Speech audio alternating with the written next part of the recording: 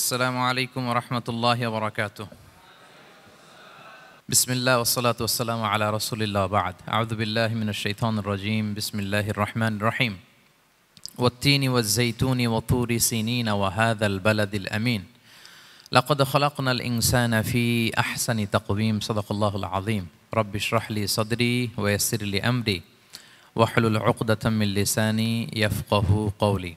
আমরা শুরুতে আল্লাহ রাব্বুল ইজ্জা ওয়াল জালালের দরবারে শুকরিয়া জ্ঞাপন করছি যে আল্লাহ তাআলা আমাদেরকে সাইয়্যিদুশ শুহুর 12 মাসের মধ্যে থেকে শ্রেষ্ঠতম মাস রমাদানুল মুবারাকে ইফতারির পূর্ব মুহূর্তে মহাবিশ্বের মহাবিশ্বয় মহাগ্রন্থ আল কোরআন আল কারীম থেকে সরাসরি কিছু কথা শুনবার জন্য একত্রিত হওয়ার সুযোগ করে দিয়েছেন। আমরা সবাই পড়ছি কালিমাতুশ শুকর আলহামদুলিল্লাহ। শুরুতেই সূরাতুত তিনের কয়েকটা আয়াত তেলাওয়াত করেছি। এটা কালামুল্লাহ মাজিদের 95 নম্বর সূরা। এই সূরাটা মাক্কাতুল মুকাররমাতে নাজিল হয়েছে। এই সূরার আয়াত সংখ্যা 8টা। এই সূরার শুরুতে আল্লাহ তাআলা 4টা কসম করেছেন, ওয়াত-তিনি ওয়াজ-যাইতুনি ওয়া তুরি সিনিনা ওয়া হাযাল বালাদিল আমিন। ওয়াত-তিন, তিনের কসম, ওয়াজ-যাইতুন, যাইতুনের কসম, ওয়া তুরি সিনিন, সিনাই পর্বতের কসম, ওয়া হাযাল বালাদিল আমিন, আর নিরাপদ শহরের কসম। তো 4টা শপথ করেছেন বা আল্লাহ তাআলা কসম করেছেন। কসম দিয়ে আল্লাহ তাআলা কোরআনের অনেক সূরা শুরু করেছেন। যেমন একটা সূরায় আল্লাহ ফজরের সময়ের কসম করেছেন, আল্লাহ বলেছেন ওয়াল ফাজর। আল্লাহ আকাশের কসম করেছেন ওয়াস সামা ইযাতিল বুরুজ। আল্লাহ তাআলা সূর্যের কসম করেছেন ওয়াশ শামসি ওয়া দুহাহা। এভাবে আল্লাহ তাআলা তার সৃষ্টির অনেক কিছুর কসম করে গুরুত্বপূর্ণ কোনো মেসেজ বা বার্তা আমাদের সামনে হাজির করেন। তো এই সূরাতে আল্লাহ তাআলা 4টা জিনিসের কসম করে একটা খুবই গুরুত্বপূর্ণ বার্তা মানব মণ্ডলীর জন্য এই সূরাতে তিনি হাজির করেছেন। এই সূরাটা আমাদের অনেকেরই মুখস্থ আলহামদুলিল্লাহ, এবং আল্লাহ রাসূল সাল্লাল্লাহু আলাইহি ওয়াসাল্লাম প্রায় বিভিন্ন নামাজে এই সূরাটা তেলাওয়াত করতেন। বারা ইবনে আযিব রাদিয়াল্লাহু তাআলা আনহু উনি বর্ণনা করেন যে আমি একবার এশার সালাতে আল্লাহ রাসূল সাল্লাল্লাহু আলাইহি ওয়াসাল্লামের কণ্ঠে নামাজে সূরা 3 তিনি তেলাওয়াত করেছেন, আমি নিজ কানে শুনেছি, এবং ওনার কণ্ঠ যে এত মধুর ছিল, আমার জীবনে এত সুমধুর কণ্ঠের তেলাওয়াত আমি শুনি নাই। আল্লাহর হাবিব সাল্লাল্লাহু আলাইহি ওয়াসাল্লামের কোরআন তেলাওয়াতের যে কণ্ঠ এত সুমিষ্ট ছিল, এত চমৎকার ছিল, শুধু তেলাওয়াত শুনেই অনেকে শাহাদা পড়ে মুসলমান হয়েছে। আবু জাহেল মক্কায় নিষেধ করতো যে কেউ যাবা না মুহাম্মদের কাছে, সে পাগল, সে গণক, সে মিথ্যাবাদী, সে জাদুকর, সে স্বামী স্ত্রীর মধ্যে বিচ্ছিন্নতা নিয়ে আসে, সে বাবা ছেলেকে আলাদা করে দেয়, তার কাছেই যাবা না। আর সে যা বলে শুনবাই না, কানে আঙ্গুল দিয়ে রাখবা। তো মানুষকে যেটা নিষেধ করা হয় বেশি, মানুষের ওইটার ব্যাপারে আগ্রহ থাকে বেশি। সে যত নিষেধ করতো মানুষ আরো বেশি বেশি যে শুনতো। মানুষকে সে কি বারণ করবে, সে দিনের বেলা নিষেধ করতো, রাতে যে লুকিয়ে লুকিয়ে নিজেই তেলাওয়াত শুনতো। তাহলে চিন্তা করেন যে আল্লাহর হাবিব সাল্লাল্লাহু আলাইহি ওয়াসাল্লামের কোরআনিক রেসিটেশন কত চমৎকার মেলোডিয়াস ভয়েস হলে স্বয়ং আবু জাহাল রাত্রিবেলা লুকিয়ে লুকিয়ে কোরআন তেলাওয়াত শুনতে যেত আল্লাহর হাবিব সাল্লাল্লাহু আলাইহি ওয়াসাল্লামের কণ্ঠে। তো রাসূল সাল্লাল্লাহু আলাইহি ওয়াসাল্লাম সূরাতুত 3টা এশার সালাতে তিনি তেলাওয়াত করেছেন, এই মর্মে হাদিসে পাওয়া যায়। এবং এই সূরাটা একটা ফলের নামে সূরা। 3 একটা ফল, আরব বিশ্বে খুব বেশি হয় 3 ফল। আমরা বাংলাদেশে ডুমুর বলি, ইংরেজিতে ফিগ বলে, ফিগ ট্রি। তো ফলের নামে বেসিক্যালি আল্লাহ তাআলা এই সূরাটাকে, এই চ্যাপ্টারটাকে ডেডিকেট করেছেন। আমরা সূরাকে ইংরেজিতে চ্যাপ্টার বলি। কোরআনে 114টা চ্যাপ্টার, এর মধ্যে এই সূরাটা হচ্ছে ফলের নামে ডেডিকেটেড। বিভিন্ন নামে খুব ইনক্লুসিভ ওয়েতে আল্লাহ তাআলা কোরআনে সূরাগুলো দিয়েছেন। কোরআনে আপনি প্রাণীর নামে সূরা পাবেন, প্রাণী। মানুষের নামে সূরা পাবেন। মানুষের মধ্যে 3 ভাগ, মুমিন, তারপর কাফির, এরপর মুনাফিক, প্রত্যেকের নামে সূরা। সূরাতুল মুমিনুন আছে, সূরাতুল কাফিরুন আছে, আবার সূরাতুল মুনাফিকুন আছে। আমাদের দৃশ্য জগতের সবচেয়ে বড় প্রাণীটা হচ্ছে হাতি, তাই না? এই হাতির নামে একটা সূরা আছে, বলেন তো এই সূরার নাম কি? সূরা ফিল। তারপর আমরা যে দেখি আমাদের দৃশ্য জগতের সবচেয়ে ছোট প্রাণী হচ্ছে পিঁপড়া, পিঁপড়ার নামে একটা সূরা আছে, সূরা আন-নামল। আন-নামল মানে পিঁপড়ার সূরা। মাকড়সার নামে সূরা আছে, সূরাতুল আনকাবুত। তারপর গোষ্ঠীর নামে সূরা আছে, সূরাতু আলে ইমরান। বংশের নামে সূরা আছে, সূরাতু কুরাইশ, কুরাইশ বংশের নামে সূরা। এইভাবে খুব ইনক্লুসিভ ওয়েতে, এমন কিছু নাই যে আল্লাহ তাআলা উল্লেখ করেন নাই। মা ফাররাতনা ফিল কিতাবি মিন শাই, উল্লেখ করে নাই কোরআনে এমন কিছু নাই, সব কিছু আল্লাহ তাআলা উল্লেখ করেছেন। তো এই সূরাটা হচ্ছে একটা ফলের নামে। ফলটার নাম হচ্ছে 3 ফল। আল্লাহ তাআলা বলছেন ওয়াত-তিন, তিনের শপথ। আমি একবার সরল বঙ্গানুবাদ করি, এরপর আমি তাফসিরে ঢুকি। 3-এর শপথ, ওয়াজ-যাইতুন, যাইতুনের শপথ, ওয়া তুরি সিনিন, সিনাই পর্বতের শপথ, ওয়াহাদ আল বালাদিল আমিন, এই নিরাপদ শহরের শপথ। লাকদ খলাকনাল ইনসানা ফি আহসানি তাকওয়িম, নিশ্চয় আমি মানুষকে খুব চমৎকার সুন্দর অবয়বে সৃষ্টি করেছি। সুম্মা রাদাদনাহু আসফালা সাফিলিন, এরপরে তাকে আবার নিচু থেকে নিচুর দিকে নামিয়ে দিয়েছি। ইল্লাল্লাযীনা আমানু ওয়া আমিলুস সলিহাত, তবে তারা ছাড়া যারা ঈমান এনেছে এবং সৎকর্ম করেছে। ফালাহুম আজরুন গায়রু মামনুন, তাদের জন্য আছে অফুরন্ত পুরস্কার। ফামা ইউকাযযিবুকা বা'দু বিদ্দিন, এগুলো জানার পরও কিসে তোমাকে দিন অস্বীকারের ব্যাপারে উদ্বুদ্ধ করলো? আলাইসাল্লাহু বিআহকামিল হাকিমিন, আল্লাহ তাআলা কি শ্রেষ্ঠ বিচারক নন? সাদাকাল্লাহুল আযীম। এই হচ্ছে এই সূরাটির সরল অনুবাদ। এবার আমরা তাফসিরে ঢুকি। প্রথমে আল্লাহ তাআলা বলেছেন ওয়াত্তিন, তিনের শপথ। তিন মানে তো আমরা জানলাম, তিন মানে ডুমুর। আল্লাহর হাবিব সাল্লাল্লাহু আলাইহি ওয়াসাল্লাম তিনি তিন ফল পছন্দ করতেন এবং এটা ডায়াবেটিক্সের জন্য ভালো, ডায়াবেটিক্স নিয়ন্ত্রণ করে। আমাদের বোনদের যাদের ইররেগুলার মেনস্ট্রুয়েশনাল পিরিয়ড হয়, এটার জন্য এটা খুব ভালো এবং খুব স্ট্রেংথ স্টেমিনা আনে শরীরে। এটা জান্নাতের একটা গাছ। আদম আলাইহিস সালাম এবং হাওয়া আলাইহিস সালামকে যখন আল্লাহ বলেছিল ওয়ালা তাকরাবা হাযিহি শাজারাতা ফাতাকুনা মিনাজ জালিমিন, হ্যাঁ আদম এবং হাওয়া, জান্নাতের সব জায়গায় যেতে মন চায় যাও, যা খেতে মন চায় খাও, এই নিষিদ্ধ গাছের কাছে যেও না, তাহলে তোমরা জালিম হয়ে যাবে। শয়তান এসে উল্টা বুঝালো, সে বলল তোমাদের খেতে নিষেধ করছে কেন জানো? আল্লাহ চায় না যে তোমরা জান্নাতে থাকো, আল্লাহ চায় এখান থেকে তোমাদের বের করে দিবে, কিন্তু তোমরা যদি এই গাছের ফল খাও আল্লাহ আর বের করতে পারবে না। দেখছেন শয়তানের অবস্থা? শয়তান কিন্তু নেগেটিভিটি নিয়ে সামনে আসে না, আসে খুব আপনার ওয়েল উইশার হিসেবে, উপদেশ নিয়ে খুব ভালো একটা পজিটিভ ওয়েতে আসে।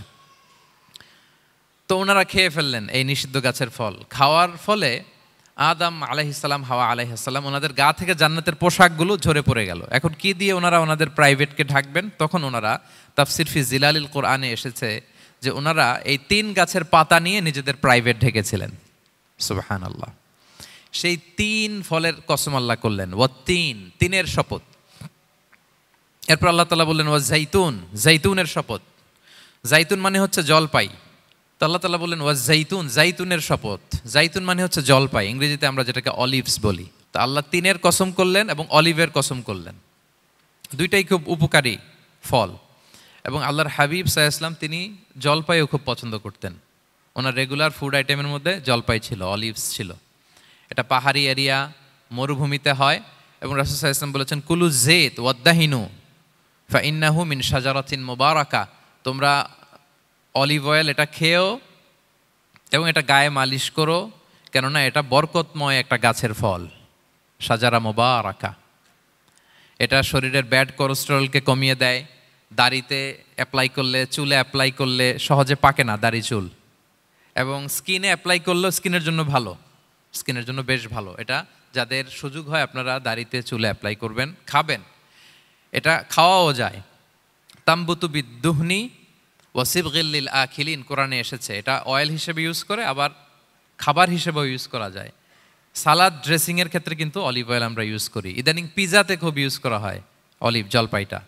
তো এটা আপনারা খেতে পারেন, এটা খুবই সুস্বাদু। এবং জলপাই গাছের মানে জাইতুন গাছের ডালের মেসোয়াক খুব ভালো হয়। আল্লাহর হাবিব সাল্লাল্লাহু আলাইহি ওয়াসাল্লাম জাইতুনের ডাল দিয়ে মেসোয়াক করতেন। তিনি বলতেন নি'মা সিওয়াকিয়া জাইতুন, সবচেয়ে শ্রেষ্ঠ মেসোয়াক হচ্ছে জাইতুনের। মিনাশ শাজারাতিল মুবারাকা, কারণ এটা বরকতময় গাছের ডালা।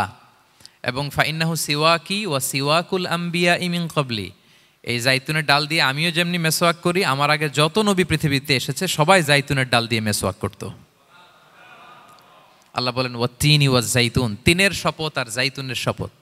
এরপর আল্লাহ তাআলা বললেন ওয়াতুরি সিনিন, সিনাই পর্বতের শপথ। প্রথমে দুইটা ফলের শপথ করলেন, এবার একটা পাহাড়ের শপথ করতেছেন। আপনারা কি তুর পাহাড়ের নাম শুনেছেন? হ্যাঁ শুনেছেন। এই সিনাই পর্বত দ্বারা তুর পাহাড় উদ্দেশ্য। এটা মিশরের একটা পাহাড়, অনেক উঁচু, 2285 মিটার উঁচু। ওইটার নিচে আছে মুকাদ্দাসে তুয়া, যেখানে মুসা আলাইহিস সালামকে আল্লাহ তাআলা জুতা খুলতে বলেছিলেন। ফাখলা না আলাইকা ইন্নাকা বিল ওয়াদিল মুকাদ্দাসে তুয়া, হে মুসা তুমি পবিত্র উপত্যকায় এসেছো, জুতা খুলো। তো ওখানে সব ধর্মের লোকেরা যায়, সব ধর্মের লোকদের জন্য তীর্থস্থান। মুসলিম, জুইশ, খ্রিস্টিয়ান সবাই যায়। এটা সিনাই একটা এলাকা আছে মিশরের, north south Sinai, north Sinai, এটা সাউথ সিনাইতে অবস্থিত। তো নিচে একটা খ্রিস্টানদের প্রাচীন গির্জা আছে, সেন্ট ক্যাথেরিনা গির্জা। সেখান থেকে চলতে চলতে আপনাকে উপরে যেতে হবে, ফজরের পরে আবার চলে আসতে হবে, তা না হলে দুপুরবেলায় 10টা-11টার দিকে এমন সূর্যের প্রখর তাপ ওই পাথরের মধ্যে লাগে, ওখানে আর থাকা যায় না। একেবারে তুর পাহাড়ের উপরে সেখানে খ্রিস্টানদের জন্য ছোট্ট একটা স্যানাগোগ আছে, তারা প্রার্থনা করে। খ্রিস্টানদের একটা চার্চ আছে, মুসলিমদের জন্য ছোট্ট একটা মুসল্লা আছে সুরাওয়ের মতো। আল্লাহ ওই সিনাই উপত্যকার কসম করেছেন, ওয়াতুরি সিনিন, সিনাই উপত্যকার কসম। এখানেই আল্লাহ তাআলা মুসা আলাইহিস সালামকে তাওরাত দিয়েছিলেন, মেজর একটা আসমানি কিতাব দিয়েছিলেন, এবং সরাসরি মুসা আলাইহিস সালাম এই পাহাড়ের চূড়ায় বসে আল্লাহ তাআলার সাথে কথা বলতেন। ওয়াকাল্লামাল্লাহু মুসা তাকলিমা, উনি সরাসরি কথা বলতেন, এটা ওনার একটা স্পেশাল বৈশিষ্ট্য ছিল, ক্যারেক্টারিস্টিক্স। এবং আল্লাহ তাআলা নূরের তাজাল্লি দিয়ে এই পাহাড়কে একবার জ্বালিয়ে দিয়েছিলেন। আজও এই পাহাড়ের রংটা অনেকটা একটু লালচে, একটু কালোচে, একটু রেডিশ কালারের। এবং মুসা আলাইহিস সালাম এই নূরের তাজাল্লির ঝলকে তিনি বেহুশ হয়ে গিয়েছিলেন এই পাহাড়ের উপরে। ইয়াজুজ মাহাজুজ যখন কিয়ামতের আগে আগমন করবে, তখন মুসলমানদের সেন্টার হবে। ঈসা আলাইহিস সালাম মুসলমানদেরকে নিয়ে ওইখানে অবস্থান করবেন, এই তুর পাহাড়ের ওখানে। এবং আল্লাহর হাবিব সাল্লাল্লাহু আলাইহি ওয়াসাল্লামের মেরাজের রাতে এসরার সময় একটা স্টেশন ছিল এই তুর পাহাড়। জিবরাইল আলাইহিস সালাম এই তুর পাহাড়ে আল্লাহর হাবিব সাল্লাল্লাহু আলাইহি ওয়াসাল্লামকে নামিয়ে বলেছিলেন যে এটা জাবাল মুসা, আপনার ভাই মুসার পাহাড়, আপনি এখানে 2 রাকাত নামাজ পড়েন, দোয়া করেন। আল্লাহর হাবিব সাল্লাল্লাহু আলাইহি ওয়াসাল্লাম এই তুর পাহাড়ে 2 রাকাত সালাত আদায় করেছিলেন এবং দোয়া করেছিলেন। আল্লাহ এই তুর পাহাড়ের কসম কাটলেন, ওয়াতুরি সিনিন, সিনাই পর্বতের কসম, যেখানে তাওরাত কিতাব নাজিল হয়েছিল। এরপর আল্লাহ তাআলা বললেন, ওয়াহাদাল বালাদিল আমিন, আর এই নিরাপদ শহরের শপথ। এই শহর দ্বারা মক্কা শহর উদ্দেশ্য, কারণ রাসূল সাল্লাল্লাহু আলাইহি ওয়াসাল্লাম তখন মক্কায় ছিলেন, মক্কা নগরী। এই শহরের পূর্ব নাম ছিল বাক্কা। মক্কা নগরীকে বলা হয় উম্মুল কুরা, সব শহরের মা, সব শহরের সেন্টার, পৃথিবীর নাভিস্থল। এবং আল্লাহ তাআলা বলেছেন, মান দাখালাহু কানা আমিনা, এখানে যে প্রবেশ করবে সে নিরাপদ। হেরেমের মধ্যে কিন্তু কাউকে আক্রমণ করা যায় না, কোনো খুনিও যদি ঢুকে যায় অ্যাটাক করা যাবে না। তো জাহেলি যুগে এমনটা ঘটতো, কারোর সাথে কারো শত্রুতা হলে, ধরেন যে একজন তার বাবাকে হত্যা করেছে, তো সে তাকে পেয়েছে, ওই লোক বাঁচার জন্য দৌড়াতে দৌড়াতে হেরেমের ভিতরে ঢুকে যেত, কারণ সে জানে যে হেরেমে ঢুকলে সে আমাকে মারবে না। তো পরে সে যখন হেরেম থেকে বেরোতো, আবার তার সাথে যুদ্ধ শুরু হতো। এবং এই শহরের এত মর্যাদার কারণ হচ্ছে, সাইয়েদনা ইব্রাহিম আলাইহিস সালাম তিনি আল্লাহর কাছে দোয়া করেছিলেন যে রব্বি জাআল হাযা বালাদান আমিনা, হে আল্লাহ আপনি এই শহরকে নিরাপদ করেন, ওয়ারযুক আহলাহু মিনাস সামারাত, আর এই শহরের অধিবাসীদেরকে আপনি ফলমূল দিয়ে রিজিকের ব্যবস্থা করেন। এখনও দেখবেন যে সারা পৃথিবীতে যেই ফল নাই, মক্কাতে ওই ফল আছে। সারা পৃথিবী থেকে ফল ওখানে যায়, এবং মক্কার নেইবরিং সিটি তায়েফ, সেখানে অনেক ফল উৎপাদিত হয়, এখানে আসে। নিরাপদ শহর, বালাদান আমিনা। এবং আল্লাহর হাবিব সাল্লাল্লাহু আলাইহি ওয়াসাল্লাম বলেছেন যে এই মক্কা শহর আমার সবচাইতে প্রিয় শহর। বাধ্য হয়ে তিনি যখন হিজরত করলেন মদিনায়, সেদিন বারবার তিনি মক্কার দিকে পেছনে ফিরে ফিরে তাকান, আর কেঁদে কেঁদে তিনি বলতেছিলেন যে মাক্কাতু আহাব্বুল বিলাদ ইলাইয়া, মক্কা আমার কাছে সবচেয়ে প্রিয় নগরী। লাউলা উখরিজতু লামা খারাজতু, আমাকে যদি জোর করে বের করে দেয়া না হতো, আমি কোনোদিন মক্কা ছেড়ে অন্য কোথাও যেতাম না। আল্লাহর হাবিব সাল্লাল্লাহু আলাইহি ওয়াসাল্লামের সবচেয়ে প্রিয় শহর ছিল মক্কা, এবং এটা আল্লাহর হাবিব সাল্লাল্লাহু আলাইহি ওয়াসাল্লামের জন্মস্থান, মাকান মাউলিদির রাসূল। রাসূল সাল্লাল্লাহু আলাইহি ওয়াসাল্লামের বিলাদাত হয়েছে এই শহরে। এবং এই শহরকে আল্লাহ বলেছেন মাসাবাতান লিন্নাসি ওয়া আমনা, মানুষের মিলনস্থল, কেন্দ্রস্থল। সারা পৃথিবী থেকে মানুষ ওখানে যায়। আপনি যে রমাদানে যদি মক্কায় যান, আল্লাহু আকবার, লক্ষ লক্ষ উমরা পালনকারী সেখানে, ইউরোপ থেকে, আফ্রিকা থেকে, অস্ট্রেলিয়া থেকে, এশিয়া থেকে, সারা পৃথিবীর মানুষের মিলনস্থল। ওখানে গেলে আপনি দেখবেন মাসাবাতান লিন্নাসি ওয়া আমনা, নিরাপদ জায়গা এবং মানুষের মিলনস্থল। এটা এখানে এমন মসজিদ আল্লাহ রেখেছেন কাবা ঘরের চারদিকে, এটাকে বলা হয় মসজিদুল হারাম, যে মসজিদে 1 রাকাত সালাত পড়লে 1 লক্ষ রাকাতের সওয়াব হয়। আল্লাহর ঘরকে কেন্দ্র করে তাওয়াফের নির্দেশ দেওয়া হয়েছে, ওয়ালিয়াত তাওয়াফু বিল বাইতিল আতিক। পৃথিবীর কোনো ঘরকে তাওয়াফ করা যায় না, কোনো ঘরকে, এই একটা মাত্র ঘর যেটাকে এর চারদিকে এরকম তাওয়াফ করা যায়।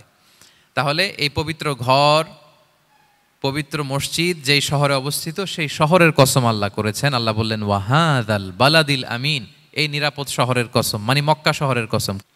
আমরা আপাত দৃষ্টিতে আমাদের কাছে মনে হচ্ছে 2টা ফলের কসম, একটা পাহাড়ের কসম, একটা নগরীর কসম। আসলে বেসিকলি আল্লাহ তাআলা এই 4টা শপথ দিয়ে 3 নবীর জন্মস্থান, 3 নবীর নবুয়তের কসম করেছেন।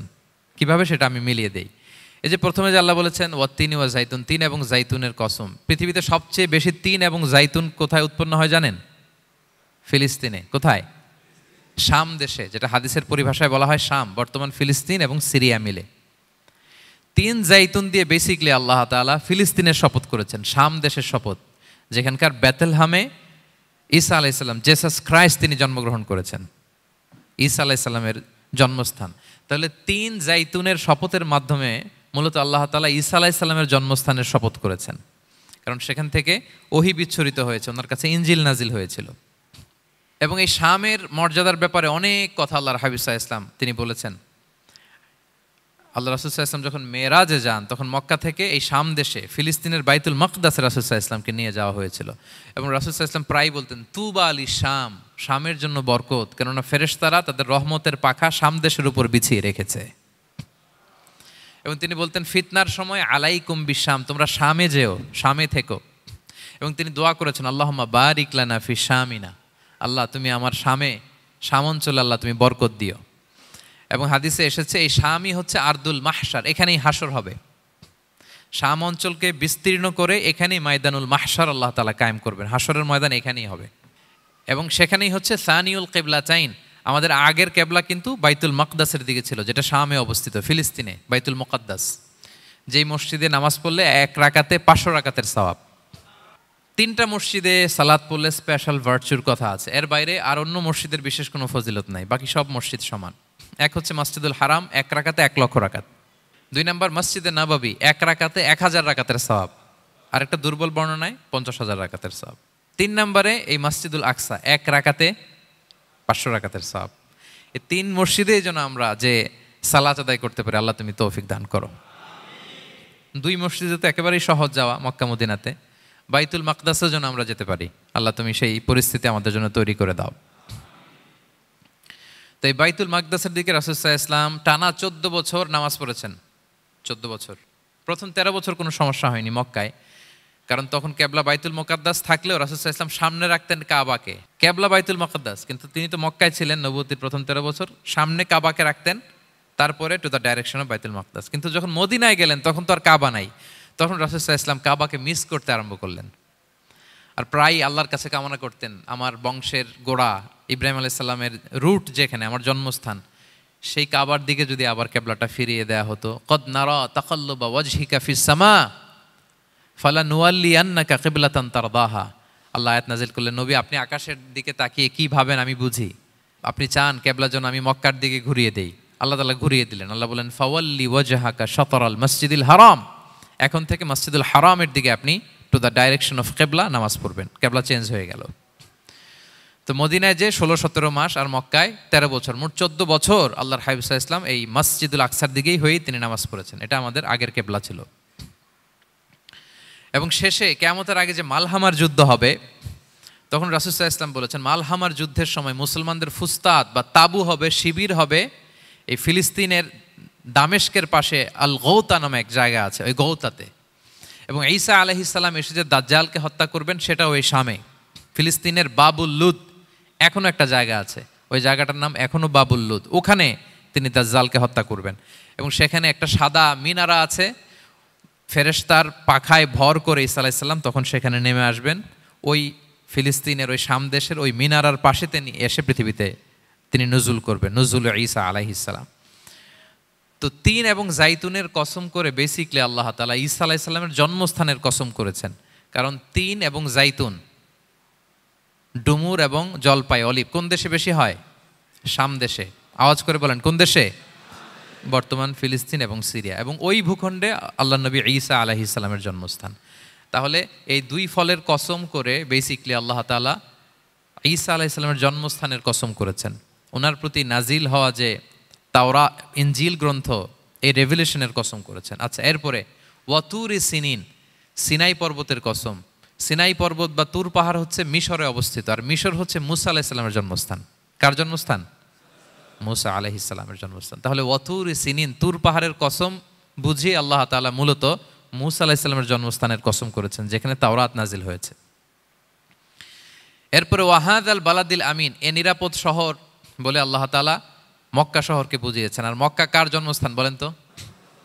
মুহাম্মদুর রাসূলুল্লাহ সাল্লাল্লাহু আলাইহি ওয়াসাল্লাম, সাইয়্যিদুল মুরসালিন, খাতামুন নবিয়্যিন, রাহমাতাল লিল আলামিন, হাবিবুল্লাহ মুহাম্মদুর রাসূলুল্লাহ সাল্লাল্লাহু আলাইহি ওয়াসাল্লামের জন্মস্থান। তাহলে এই 4টা আয়াতে 4টা শপথের মধ্য দিয়ে মূলত আল্লাহ তাআলা ঈসা আলাইহিস সালামের জন্মস্থান, মুসা আলাইহিস সালামের জন্মস্থান এবং মুহাম্মদ সাল্লাল্লাহু আলাইহি ওয়াসাল্লামের জন্মস্থান, যেই 3টা এলাকায়, ভূখণ্ডে 3টা মেজর ওহী নাজিল হয়েছে। এক তো ঈসা আলাইহিস সালামের কাছে নাজিল হয়েছে ইনজিল কিতাব, আর একটা হচ্ছে তাওরাত। তাওরাত এমন কিতাব যে কিতাব দিয়ে হাজার হাজার নবীরা ফয়সালা করেছেন। বনি ইসরায়েলের অনেক নবীর উপর কোনো কিতাব নাজিল হয়নি, তার মানে তারা রসুল ছিলেন না, তারা নবী। তারা সব কিছু তাওরাত দিয়েই ফয়সালা করতেন। আর রাসূল সাল্লাল্লাহু আলাইহি ওয়াসাল্লামের উপর কোরআন নাজিল হয়েছে। তার মানে প্রথম 4টি শপথ দিয়ে বেসিকলি ইনজিলের শপথ, তাওরাতের শপথ এবং কোরআনের শপথ। বুঝতে পেরেছেন সবাই? আল্লাহ ওহির শপথ করেছেন। দেখেন, ফল, পাহাড়, নগরী মাড়িয়ে সারা পৃথিবী ঘুরিয়ে আপনাদেরকে শেষ পর্যন্ত ইনজিল, তাওরাত এবং কোরআনে নিয়ে আসছেন আমার সাথে আসছেন।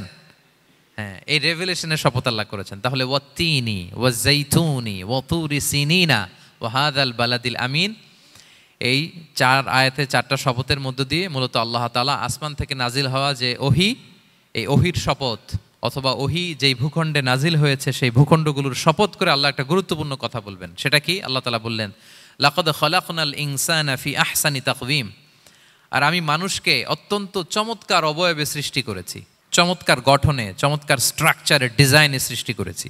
মানুষের দৈহিক অবকাঠামো গঠন এটা যেমনি চমৎকার, মানুষের ইন্টেলেকচুয়াল কাঠামো এটা চমৎকার, মানুষের আচরণগত যে বিহেভিয়ারাল ট্রেটস, ক্যারেক্টারিস্টিক্স এটাও চমৎকার। প্রত্যেক দিক থেকে আল্লাহ তাআলা নান্দনিকভাবে মানুষকে তিনি তৈরি করেছেন। আমরা যদি দেহের কথা বলি, হিউম্যান অ্যানাটমি নিয়ে যাদের ধারণা আছে, আপনি শুনলে অবাক হবেন এত জটিলভাবে আমাদের দেহটা ফাংশন করে। ঠিক যেই মুহূর্তে আমি কথা বলতেছি আমার ব্রেইন সচল, আমার নার্ভ সিস্টেম সচল, হেয়ারিং সিস্টেম, স্মেলিং সিস্টেম, আমার এই যে হার্ট সচল, সিস্টোলিক ডায়াস্টোলিক অলিন্দ নিলয় হচ্ছে, আমার লাং কাজ করতেছে, কিডনি ইজ ওয়ার্কিং পারফেক্টলি, সব কিছু কাজ করতেছে। এত সূক্ষ্মভাবে আমাদের দেহটা কাজ করে, এটাকে ইংরেজিতে বলে মরফোলজি, আকৃতি সংক্রান্ত যে বিদ্যা। এটা নিয়ে যদি আপনি দেখেন যে মানুষের হাত কিভাবে কাজ করে, মানুষের পা কিভাবে কাজ করে, মানুষের হিউম্যান ব্রেইন কিভাবে কাজ করে, আপনি অবাক হবেন। এবং আল্লাহর যে সেট আপ, লাকাদ খালাকনাল ইনসানা ফি আহসানি তাকওয়িম, নিশ্চয় আমি মানব জাতিকে চমৎকার অবয়বে তৈরি করেছি। আপনি যদি অবয়বটা দেখেন, আমাদের স্ট্রাকচার এর চেয়ে সুন্দর করে আর তৈরি করা যেত না, এর চেয়ে সুন্দর আর হতে পারে না। যেখানে যা দেয়ার, মাথার চুল থেকে পায়ের নখ পর্যন্ত, আপনি একটা ডিজাইনে, স্ট্রাকচারে, সেট আপে আপনি ভুল ধরতে পারবেন না। যেখানে যেটা দরকার, আপনি একটু খেয়াল করে দেখেন যে এই যে আমাদের চোখ, চিকিৎসা বিজ্ঞান বলতেছে যে মানুষ 10 মিলিয়নেরও বেশি রং শনাক্ত করতে পারে। Human eyes can identify more than 10 million colours. 10 মিলিয়নেরও বেশি রং আমরা আমাদের চোখ দিয়ে শনাক্ত করতে পারি। সুবহানাল্লাহ, সুবহানাল্লাহ বিহামদি। আচ্ছা, চোখের সেট আপটা একটু যদি খেয়াল করেন, দেখেন আমার এই চোখ এখানে না থাকে, এটা যদি জাস্ট 2 ইঞ্চি উপরে এখানে হইতো, এইটা যদি কপালে যদি আমাদের চোখ হইতো, কি অবস্থা হইতো বলেন তো? সিজদা দিতে পারতেন আল্লাহকে? বলেন, দিতে পারতেন? আচ্ছা, আমরা কিছু খাওয়ার সময় আমরা কি করি? ওইটা ভালো আছে কিনা, পচে গেল কিনা, স্মেলটা আগে দেখি, তারপরে খাই। দেখেন কত চমৎকার সেট আপ। একটু খেয়াল করেন, এই নাকের সেট আপ যদি এইখানে না থাকে, আমাদের নাক যদি পেছনে থাকতো, খাওয়ার সময় খাবারটা বাসি কিনা, ভালো আছে কিনা কি করতেন? লাকাদ খালাকনাল ইনসানা ফি আহসানি তাকওয়িম। আচ্ছা দেখেন, এই যে আমরা কান দিয়ে শুনি, এই যে কান পেঁচানো, মনে করেন না যে এমনি এমনি পেঁচানো, এই পেঁচানো, এটাই পথ না থাকলে আমরা শুনতেই পেতাম না। এটা এমনভাবে সেট আপ করা, এটাই ইথারে ভাষা তরঙ্গকে এয়ার ড্রামের ভেতরে সুন্দরভাবে ইনপুট করে, নাহলে আমরা শুনতে পেতাম না। আপনার এই কান কেটে ফেলে দিলে আপনি শুনতে পারবেন না। এটা এইভাবেই যেতে হবে, সুরঙ্গটা এইভাবে তৈরি হইতে হবে। আচ্ছা দেখেন, আপনার কান, এই কান যদি এইখানে না থেকে আপনার ডান বগলের নিচে হইতো, বাম কান যদি বাম বগলের নিচে হইতো, তাহলে কি হইতো বলেন? আজকে আমার ওয়াজ কিভাবে শুনতেন বলেন দেখি? কিভাবে শুনতেন? বুদ্ধি আছে বলে যে হুজুর এইভাবে শুনতাম। সুবহানাল্লাহ, সুবহানাল্লাহ। লাকাদ খালাকনাল ইনসানা ফি আহসানি তাকওয়িম, আমি মানুষকে সবচেয়ে সুন্দর সর্বোত্তম গঠনে তৈরি করেছি। দেখেন, কান দুটো ওইখানে থাকলে কথা শুনতে হইলে হাত উঁচু করে রাখা লাগতো। আল্লাহ, আপনি একটা একটা অঙ্গ দেখেন, ঠিক যেখানে যেটা যেভাবে সেট করা দরকার, আল্লাহ তাআলা দয়া করে অনুগ্রহ করে ঠিক সেভাবে তিনি সেট করেছেন। আমাদের চেহারার মধ্যে দেখেন এক একজনের এক এক রং। ওয়াখতিলাফু আলসিনাতিকুম ওয়া আলওয়ানিকুম ইন্না ফি যালিকা লাআয়াতুন লিল আলিমিন। আল্লাহ বলেন, তোমাদের ভাষার ভিন্নতা দিয়েছি, তোমাদের গায়ের রঙের ভিন্নতা, একজনের চেহারার সাথে আরেকজনের মিল নাই, একজনের ফিঙ্গারপ্রিন্টের সাথে। আয়াহসাবুল ইনসানু আল্লান নাজমাআ ইযামা বালা কাদিরিনা আলা আন নুসাউইয়া বানানা। মানুষ ভেবেছে সে মারা গেলে তাকে আমি তার অস্থি, মজ্জা, হাড়, গোশত, চামড়া জোড়া লাগাতে পারবো না। আরে তার আঙ্গুলির অগ্রভাগ পর্যন্ত আমি সুবিন্যস্ত করে আমার কাছে রেখে দিয়েছি ফিঙ্গারপ্রিন্ট। আমাদের ফিঙ্গারপ্রিন্টগুলো আল্লাহর কাছে সংরক্ষিত। একজনের ফিঙ্গারপ্রিন্টের সাথে আরেকজনেরটা মেলে না। এই যে আমার 10 আঙ্গুলে 10টা ফিঙ্গারপ্রিন্ট, পায়েরগুলো হচ্ছে ফুটপ্রিন্ট, একটার সাথে আরেকটা মিলে? আমার এটার সাথে এটা মিলবে বলেন? আমার সাথে আপনারটা মিলবে? বর্তমানে পৃথিবীতে কত কোটি মানুষের বসবাস বলেন? এই যত মানুষ পৃথিবীতে আছে, একজনের আঙ্গুলের ছাপের সাথে, এই যে বায়োমেট্রিক্যাল অথেন্টিকেশন যে আমরা করি, একজনের ফিঙ্গারপ্রিন্টের সাথে আরেকজনের ফিঙ্গারপ্রিন্টের মিল নাই। একজনের ফুটপ্রিন্টের সাথে ফুটপ্রিন্ট মিল, ইভেন একজনের আই প্রিন্টের সাথে। আমাকে একজন ওনার হসপিটালে নিয়ে গেল ঢাকায়, তো উনি ওনার দরজা খুলতেছে আই প্রিন্ট দিয়ে, মানে উনি না গেলে খুলে না। উনি আর ওনার খুব কাছের স্টাফ, এটা গুরুত্বপূর্ণ একটা অফিস, তো উনি চোখ দিল, আই প্রিন্ট নিল, এরপরে দরজা খুলে যাচ্ছে। দেখেন, একজনের আই প্রিন্টের সাথে আরেকটা আই প্রিন্ট মেলে না। সুবহানাল্লাহ। প্রিয় ভাইরা, একজনের ফিঙ্গারপ্রিন্টের সাথে আরেকজনের ফিঙ্গারপ্রিন্টের কোনো মিল আছে পৃথিবীতে? ফুটপ্রিন্টের সাথে, আই প্রিন্টের সাথে? কারণ ডিজাইনারটা কে বলেন তো? হুয়াল্লাযী ইউসাউয়িরুকুম ফিল আরহামি কাইফা ইয়াশা। মায়ের পেটে থাকতেই আল্লাহ তাআলা এগুলো ডিজাইন করে দিয়েছেন। আমি কেমন হব, আমার বৈশিষ্ট্য কেমন কেমন হবে, এই যে আমি যে আমার বাবা দাদা 14 পুরুষের ডিএনএ বয়ে বেড়াই, এগুলো সব নিয়ে আমার বৈশিষ্ট্য, আমার কণ্ঠস্বর, আমার ক্যারেক্টারিস্টিক্স, আমার ফিচার কেমন হবে, সব তিনি আল্লাহ তাআলা মায়ের পেটে থাকতেই ডিজাইন করে দিয়েছেন। সুবহানাল্লাহ। আল্লাহ বলছেন লাকাদ খালাকনাল ইনসানা ফি আহসানি তাকওয়িম। প্রিয় ভাইরা, কসম করার পরে আল্লাহ যে কথাটা বলেন এটা অনেক গুরুত্বপূর্ণ, খুবই গুরুত্বপূর্ণ বার্তা। আল্লাহ চারটা কসম করে, তিনটা নবীর জন্মস্থানের শপথ করে তিনি বললেন লাকাদ খালাকনাল ইনসানা ফি আহসানি তাকওয়িম। নিশ্চয় আমি অত্যন্ত চমৎকার আকৃতিতে মানুষকে তৈরি করেছি। মানুষের গঠন এরকম, মাথা থেকে পা পর্যন্ত। আমি তো দু একটার কথা বললাম, চোখ, নাক, কান, আপনি একটা একটা করে যদি ধরেন, আমাদের হেয়ারিং সিস্টেম কীভাবে কাজ করে, হেয়ারিং নার্ভ কীভাবে কাজ করে, আমাদের সেন্সেশন কীভাবে কাজ করে, আমাদের ব্রেন কীভাবে কাজ করে। আমাদের এক একজনের ব্রেন 1.5 কেজি ওজন, 3 পাউন্ডের মতো একটা সুস্থ মানুষের অ্যাভারেজ ব্রেনের ওজন। এই ব্রেনের মেমোরি হচ্ছে 2.5 মিলিয়ন গিগাবাইট। আপনার মোবাইলে স্পেস কত বলেন, মেমোরি কত? হ্যাঁ, 512 জিবি। আর আমার আর আপনার ব্রেইনের যে মেমোরি, এই মেমোরি হচ্ছে 2.5 মিলিয়ন গিগাবাইটস। আল্লাহ, এই যে প্রতি মুহূর্তে আমাদের নিউরন কানেক্টিভিটি হচ্ছে, ব্রেনের স্নায়ুগুলোর যত কানেক্টিভিটি হয়, যত আমরা চিন্তা করে ব্রেনকে খাটাই, নতুন নতুন জিনিস আমরা তৈরি করতে পারি। এবং এমনভাবে আল্লাহ তাআলা এমন সফিস্টিকেটেড ব্রেইন আল্লাহ মানুষকে দিয়েছে, মানুষ পারে না এমন কিছু নাই। মানুষ যা কল্পনা করতে পারে মানুষ তা করে দেখাতে পারে। এজন্য আমাদের কল্পনার জানালাটাকে বড় করতে হবে। আই রিপিট, মানুষ যা কল্পনা করতে পারে, ইমাজিন করতে পারে, সেটা মানুষ করে দেখাতে পারে। ওই ক্যাপাসিটি দিয়ে আল্লাহ তাআলা মানুষকে তৈরি করেছেন। সুবহানাল্লাহ, সুবহানাল্লাহ। লাকাদ খালাকনাল ইনসানা ফি আহসানি তাকওয়িম। এই ব্রেনকে খাটিয়ে মানুষের কত ইনভেনশন, কত ডিসকভারি, মানুষ সভ্যতার পর সভ্যতা বিনির্মাণ করেছে। চোখ ধাঁধানো মানুষের আবিষ্কার, তাক লাগিয়ে দিয়েছে গোটা বিশ্বে একটার পর একটা করে। আল্লাহ এমনভাবে মানুষকে তিনি তৈরি করেছেন। লাকাদ খালাকনাল ইনসানা ফি আহসানি তাকওয়িম। চমৎকার অবয়বে, তার দৈহিক অবয়ব যেমনি সুন্দর, তার বুদ্ধিগত, তার চিন্তাগত, তার ইন্টেলেক্ট, এটাও তেমন সুন্দর, এটাও তেমন চমৎকার। পৃথিবীর কোনো প্রাণীকে আল্লাহ তাআলা এরকম হিউম্যান ব্রেনের মতো এরকম সফিস্টিকেটেড ব্রেন দিয়ে, ইন্টেলেক্ট দিয়ে তৈরি করেনি। এজন্য সব প্রাণী থেকে মানুষ আলাদা। সব প্রাণী থেকে মানুষের চিন্তা, বিবেক, বুদ্ধি এগুলো আলাদা। তাহলে দেখেন, মানুষের শ্রেষ্ঠত্ব মূলত এগুলোর দ্বারা। মানুষ যদি তার চিন্তা, বিবেক, বুদ্ধি খাটায়, সে শ্রেষ্ঠ হয়ে যায়। আমি একটা কথা প্রায় বলি যে মানুষ যদি ভালো হয় সে ফেরেশতার চেয়েও ভালো, আর মানুষ যদি খারাপ হয় সে পশুর চেয়েও নিকৃষ্ট। আল্লাহ বলেন উলাইকা কাল আনআমি বাল হুম আদাল লাহুম কুলুবুল লা ইয়াফকাহুনা বিহা ওয়া লাহুম আ'য়ুনুল লা ইউবসিরুনা বিহা ওয়া লাহুম আযানুল লা ইয়াসমাউনা বিহা উলাইকা কাল আনআমি বাল হুম আদাল। তাদের হৃদয় আছে, ওটা দিয়ে অনুধাবন করে না সত্যকে। চোখ আছে, ওটা দিয়ে সে সত্যটা দেখে না। কান আছে, হকের কথা শোনে না। উলাইকা কাল আনআম, আল্লাহ বলেন তারা প্রাণীর মতো, চতুষ্পদ জন্তুর ন্যায়। শুধু অতটুকুই না, বাল হুম আদাল, তারা তার চেয়েও নিকৃষ্ট, তার চেয়েও নিকৃষ্ট। তাহলে মানুষ ভালো হলে সে ফেরেশতাকে ছাড়িয়ে যায়, আর মানুষ নিকৃষ্ট হলে সে পশুত্বকে হার মানায়। কথা বুঝতে পেরেছেন?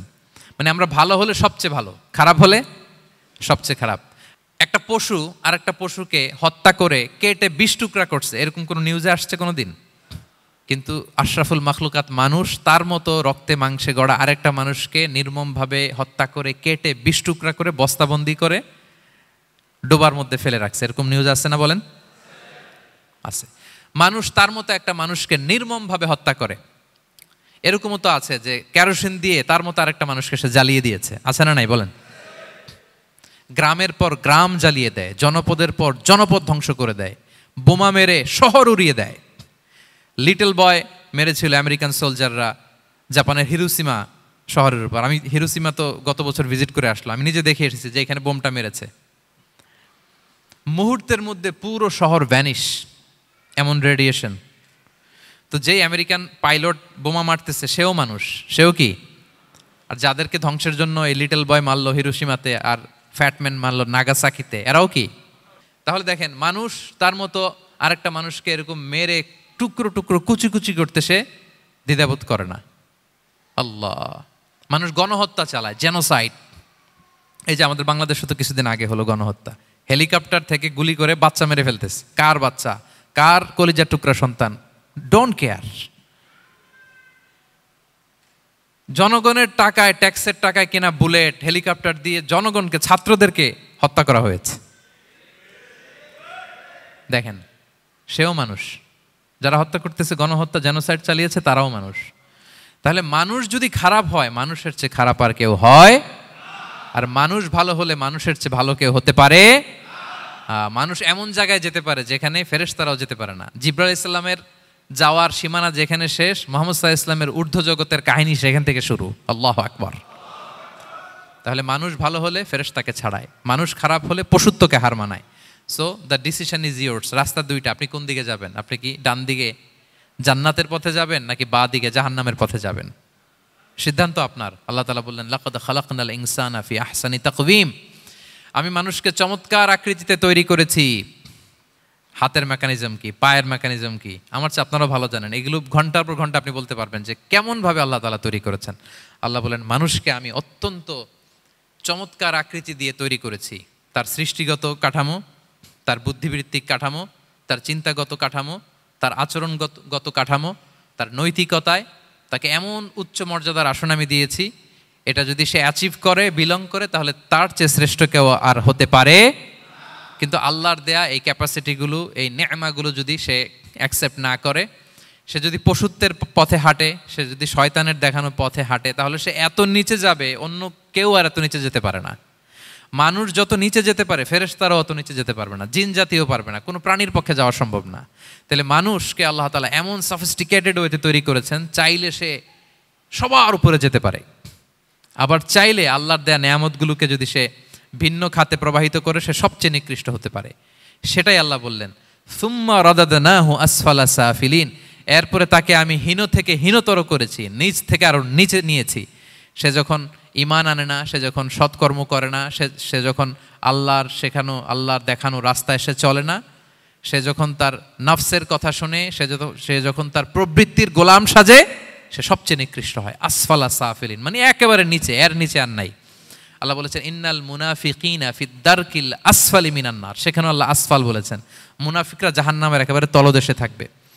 তাই মানুষ যদি ঈমান আর সৎকর্মের বলে বলিয়ান না হয়, সে এত খারাপ হয়, কেউ এত নিচে যেতে পারে না। বলেন, মানুষ যত নিচে যেতে পারে, জিন তত নিচে যেতে পারবে? ফেরেশতারা পারবে না। আর মানুষ যত উপরে যেতে পারে, ফেরেশতারা এত উপরে যেতে পারবে না। সো দুইটারই সুযোগ আপনার আছে। সুম্মা রাদাদনাহু আসফালা সাফিলিনের দুইটা ব্যাখ্যা। কোনো মুফাসসির বলেছেন, যৌবনের পর, যৌবনে থাকে শক্তিশালী, বার্ধক্যের সময় যখন সে নুয়ে যায়, ছোট হয়, সে একেবারে দুর্বল হয়ে যায়, সেটা বোঝানো হয়েছে। আর অন্যান্য মুফাসসিরিন একরাম বলেছেন, না, আল্লাহর দেওয়া এই নেয়মা, ক্যাপাসিটি যখন সে সঠিক পথে কাজে লাগায় না, সে যখন প্রবৃত্তির অনুসরণ করে, সে তখন এত খারাপ হয়, এত নিচ থেকে নিচুতর হয়, এত হীন থেকে হীনতর হয়, তার চেয়ে হীনতর আর কেউ তখন হতে পারে না। সেখান থেকে বাঁচার দুটি রাস্তা আল্লাহ বলেছে। আল্লাহ বলছেন, ইল্লাল্লাযীনা আমানু ওয়া আমিলুস সলিহাত। তবে যারা ঈমান আনে এবং সৎকর্ম করে তারা ছাড়া। তারা ওই নিচু থেকে নিচুতর নয়, তারা শ্রেষ্ঠতর। ঈমান এবং সৎকর্ম, ঈমান এবং আমলে সালেহাত। কোরআনের অনেক জায়গায় আপনি আয়াতটা পাবেন, ইন্নাল্লাযীনা আমানু ওয়া আমিলুস সলিহাতি কানাত লাহুম জান্নাতুল ফিরদাউসি নুজুলা। নিশ্চয়ই যারা ঈমান এনেছে, সৎকর্ম করেছে, তাদের জন্য আমি জান্নাতে ফেরদাউস রেখে দিয়েছি। তা আল্লাহ বলেন তারা নিকৃষ্ট হবে না যারা ঈমান এনেছে, সৎকর্ম করেছে। যারা কি এনেছে? ঈমান। আর কি করেছে? সৎকর্ম করেছে। ইল্লাল্লাযীনা আমানু, যারা ঈমান এনেছে, সৎকর্ম করেছে, ফালাহুম আজরুন গায়রু মামনুন, তাদের জন্য রয়েছে অফুরন্ত পুরস্কার, মানে জান্নাত। তাদের জন্য কি? ওই জান্নাতে যেতে আমরা চাই কি চাই না বলেন? রাস্তা কয়টা? এটা চলে গেছে ডান দিকে, এটার গন্তব্য হচ্ছে ডেস্টিনেশন জান্নাতুল ফেরদাউস। আর এটা শয়তানের পথ, এটা আপনার প্রবৃত্তির দেখানো পথ, এটা চলে গিয়েছে জাহান্নামে। So now the decision is years. আপনার ডিসিশন, কোন দিকে যাবেন, ডানে না বায়ে? জান্নাতে না জাহান্নামে? জান্নাতে যেতে চাই আমরা। ফালাহুম আজরুন গায়রু মামনুন, তাদের জন্য আছে অফুরন্ত নেয়ামত, অফুরন্ত পুরস্কার। আমরা যেন সেই পুরস্কার লাভে ধন্য হতে পারি, আমরা সবাই বলি আমিন। আল্লাহ বলেন এইভাবে 4টা কসম করার পরে, এত গুরুত্বপূর্ণ বার্তা হাজির করার পরে, তোমার ঘুমন্ত বিবেককে জাগিয়ে তোমাকে বার্তা দেওয়ার পরেও কিভাবে তুমি অস্বীকার করতে পারো আখিরাতকে? ফামা ইউকাযযিবুকা বা'দু বিদ্দিন, এরপরেও কোন বিবেকে, কোন আকলে, কোন সাহসে তুমি কর্মফল দিবসকে অস্বীকার করো? কোন সাহসে? এখানে দিন দ্বারা উদ্দেশ্য কর্মফল। ভালো করলে যে ভালো পাবে, খারাপ করলে যে খারাপ পাবে, দিনের অনেক অর্থ, এটার তাফসিরে গেলে সময় কুলাবে না। ফামা ইউকাযযিবুকা বা'দু বিদ্দিন, এরপরেও কর্মফলকে অস্বীকার করার সাহস তুমি কোত্থেকে পাও? কিসে তোমাকে উদ্বুদ্ধ করে কর্মফল দিবসকে অস্বীকার করতে? আলাইসাল্লাহু বিআহকামিল হাকিমিন, আল্লাহ তাআলা কি শ্রেষ্ঠ বিচারক নন? সূরা আবু দাউদে আল্লাহর হাবিব সাল্লাল্লাহু আলাইহি ওয়াসাল্লাম বলেন, কেউ যদি সূরাতুত তিন তেলাওয়াত করে, করতে করতে যদি শেষ আয়াতে চলে আসে, আর সে যখন পড়ে আলাইসাল্লাহু বিআহকামিল হাকিমিন, আল্লাহ তাআলা কি শ্রেষ্ঠতম বিচারকদের মধ্যে সর্বশ্রেষ্ঠ বিচারক জাজ নন? তখন সে যেন উত্তর দেয়, এটা তো আল্লাহর প্রশ্ন, আলাইসাল্লাহু বিআহকামিল হাকিমিন, আল্লাহ আমাদেরকে প্রশ্ন ছুড়ে দিয়েছেন যে আল্লাহ তাআলা কি শ্রেষ্ঠ বিচারক নন? তখন যে তেলাওয়াত করে সে যেন বলে বালা বালা ওয়া আনা আলা যালিকা মিনাশ শাহিদিন। বালা মানে অবশ্যই, হ্যাঁ আল্লাহ অবশ্যই আপনি শ্রেষ্ঠ বিচারক, আর আপনি যে শ্রেষ্ঠতম বিচারকে সাক্ষী আমি দিচ্ছি, এই ঘোষণা আমি দিচ্ছি। পড়েন সুবহানাল্লাহ।